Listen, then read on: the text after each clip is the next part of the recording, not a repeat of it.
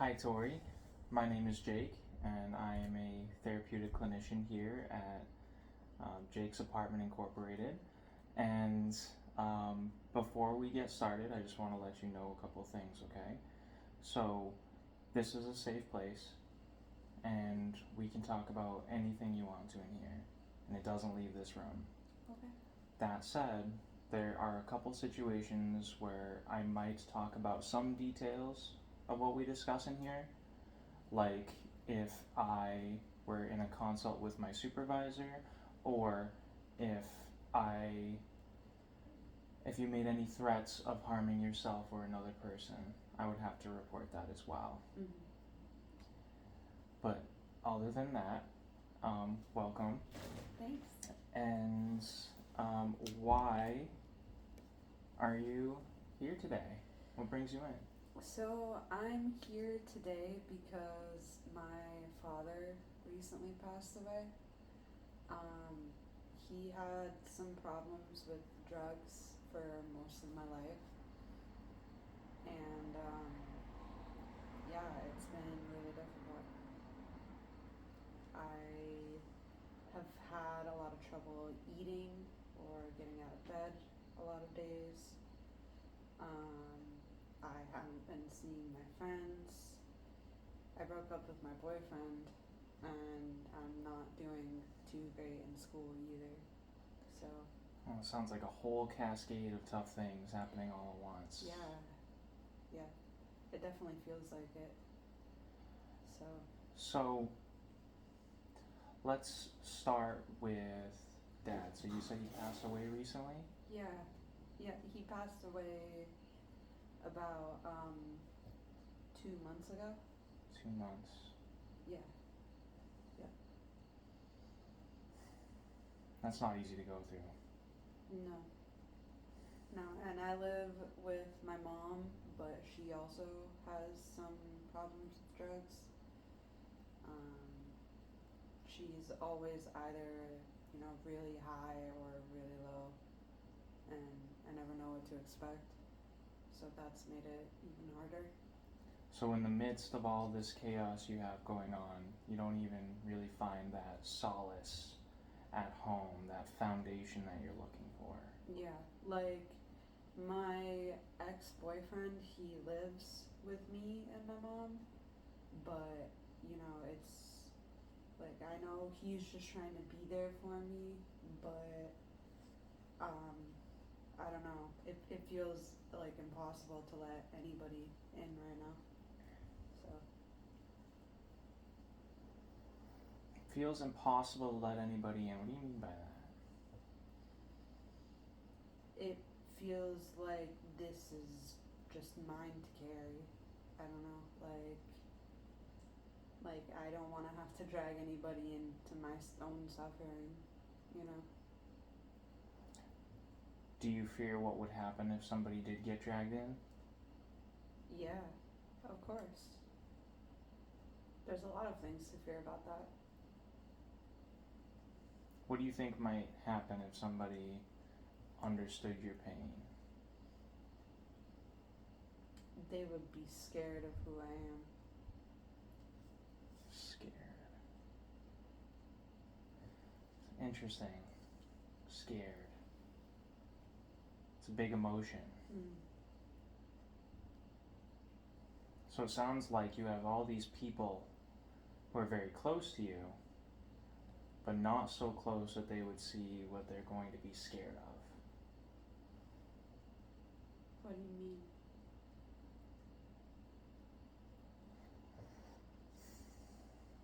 Almost like you have a circle of people, and then there is a smaller circle inside it, and that's just you. And there's room enough in there for other people, but you keep them out on purpose. Yeah. Do you feel like that's correct? Yeah, I would agree with that. Yeah. It's safer like that. It's safer. For me and for them.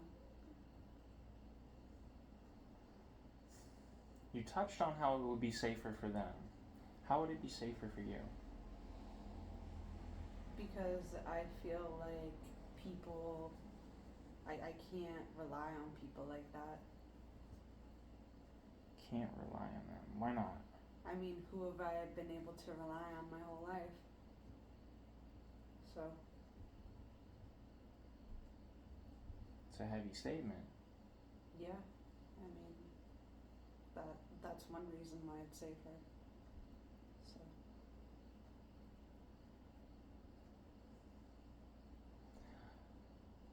So from what I'm hearing from you, and you can correct me if I'm wrong, it sounds like since Dad has passed away, and probably even before this, there's a lot of isolation going on. There's a lot of, I have these people who, in name, would be able to rely on me, and I would be able to rely on them in turn, but it's safer to keep them out. And right now, I rely on myself. Does that sound right? that does sound right. And outside of what you said, what I pick up on here is that there's a very isolating loneliness to that statement. Do you think that would be correct as well? Yeah, I would.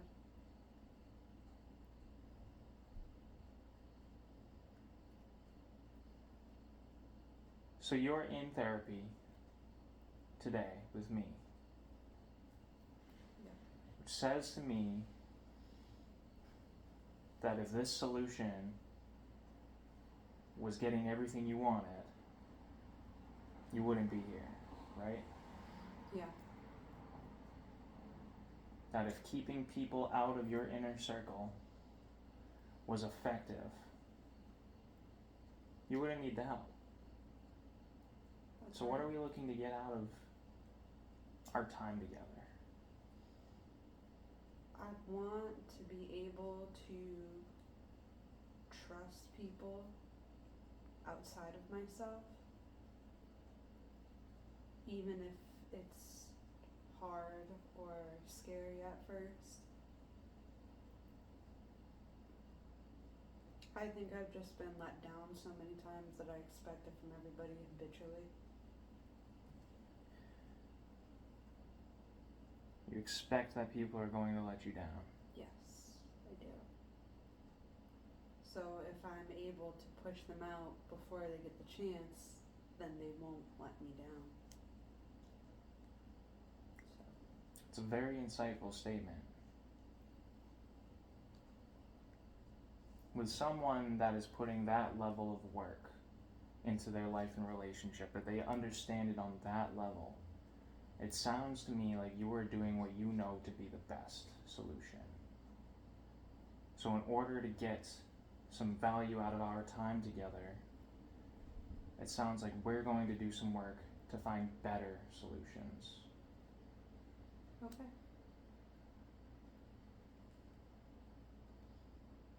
Does that sound like a good goal? I think So it sounds like we're looking to build some trust with the people around us, even if it's hard. Yeah. I think that's an excellent goal. I don't know how I would do that though. Do you have any ideas? Well, I'm going to hazard a guess about you. And that is going to be, you have friends, and you have been in committed relationships. You mentioned you live with your ex-boyfriend. So it sounds like you've already dipped your feet into this space. You've already worked to build trust with some people, and it might not have gone like you were expecting it to. But what I would like to explore a bit is how you have built this trust with people in the past. What has worked for you? I like laughing with people a lot and watching shows together. Making food together as well, that's a really big one.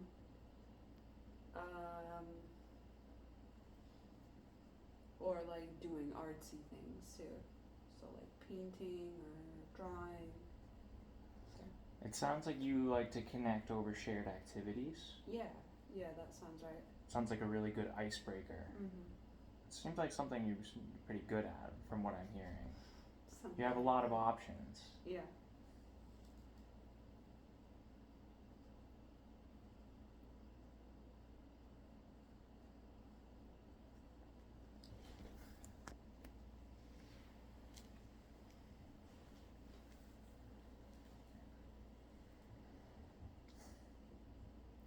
So in order to deal with these feelings of isolation, we're looking to build some relationships with the people around us.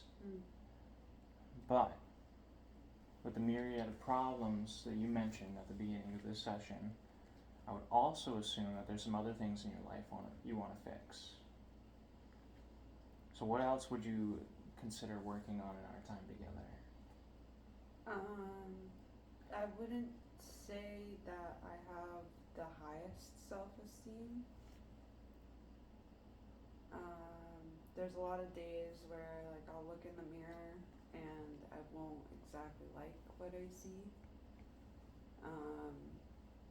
And I find myself comparing myself to either the people around me in school or, you know, on TV, and it just makes me feel worse in the end. So it would be nice to improve that somehow. But again, I'm just not really sure how. Improve your self-esteem, and self-esteem is one of those things that can really suffer when we're going through a lot. Right. I would say that's a worthwhile goal.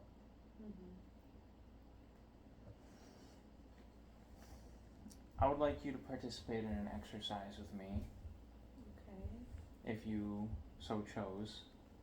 Okay, what is it? This is an exercise I like to call the miracle. So picture tonight you go to sleep, and overnight all of your problems have been solved magically. A miracle has occurred, and you have the most perfect day of your life. I want to know what that day would look like. So let's start when you wake up. Walk me through your miracle day. What does your miracle day look like? Where are you waking up? So I'm waking up at my house where I live right now. And I'm probably waking up at 8:30 or 9 in the morning.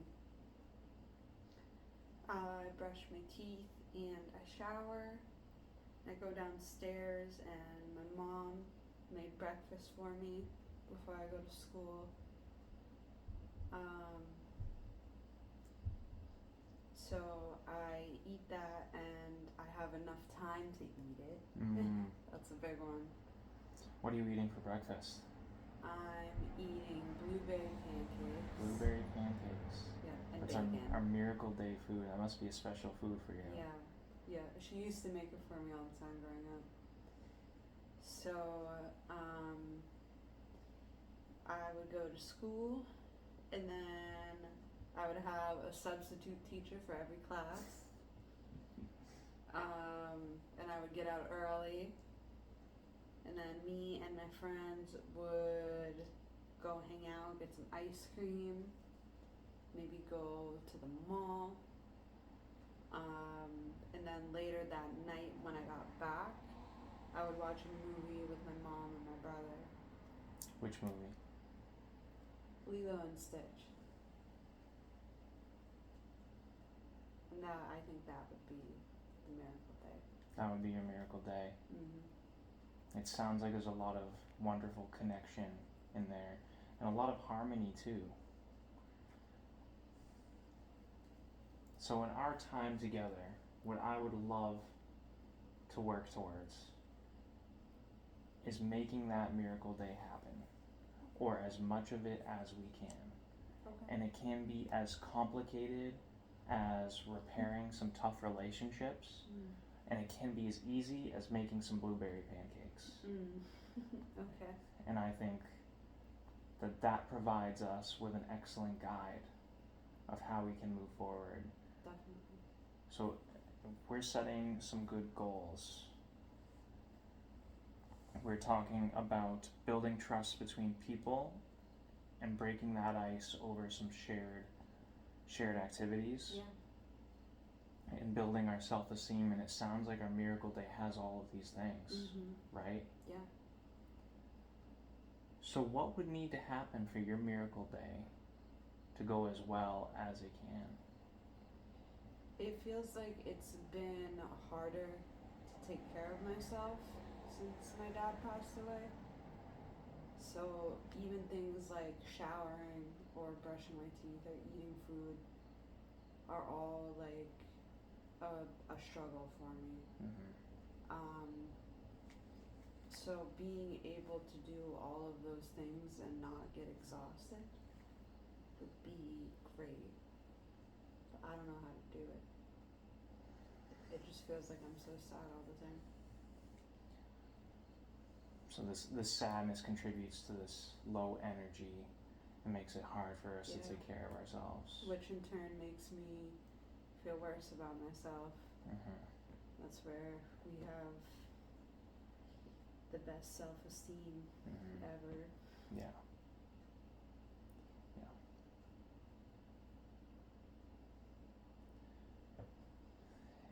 And unfortunately, part of grief is that feeling doesn't go away so easily, right? And we don't always want it to. It's a heavy feeling.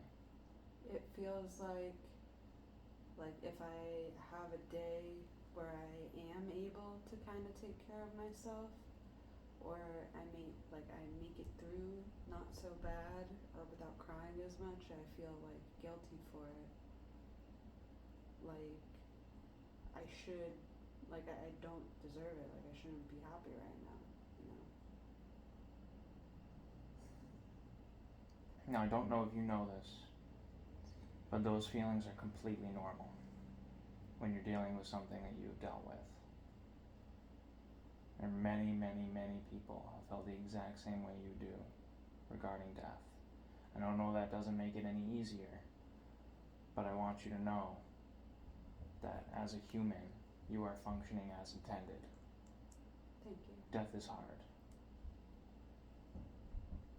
And that's part of what makes life special. Right. And as we move through this grieving process, our goal is to make sure that we're still moving forward. It sounds like. It's very easy to have things just stop. Right. And frankly, I don't think many people would blame you.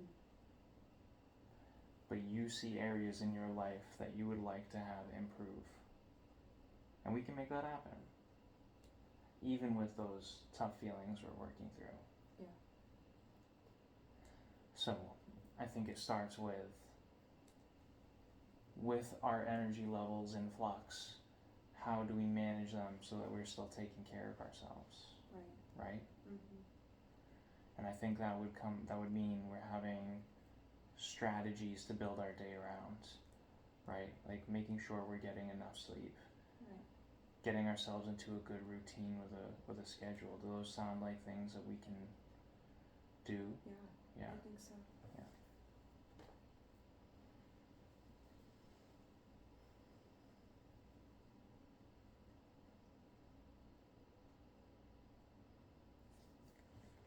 So I think that's going to be your homework for this week.